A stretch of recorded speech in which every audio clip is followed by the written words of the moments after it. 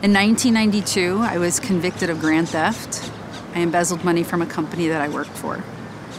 And I was sentenced to 30 years in prison.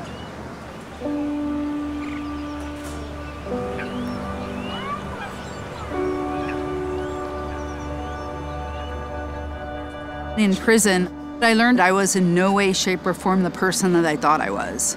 I thought that I was a good person that had just simply made a mistake. In reality, I was a greedy person who needed to change who I was. I have one child, his name is Valentino, and during my prison stay, my son started using drugs, cleaned his act up as he got older, but ended up having an allergic reaction and died from it about 6 years before my release. And I was devastated.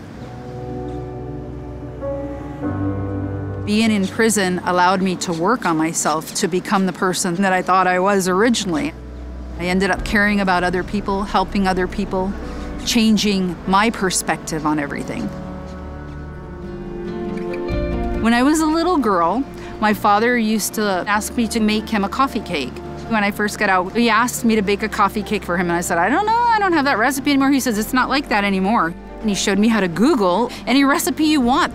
And I started watching all these videos thinking, I can do this. People would ask me to bake cakes for their parties, and so it just went from there.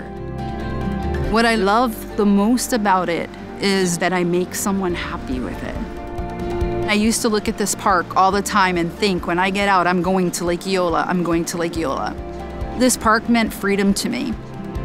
It still means freedom to me.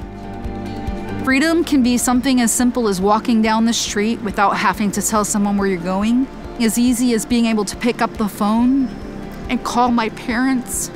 But there are still things I'm not free in. I'm not free to vote. I broke the law in 1992. I was 100% wrong.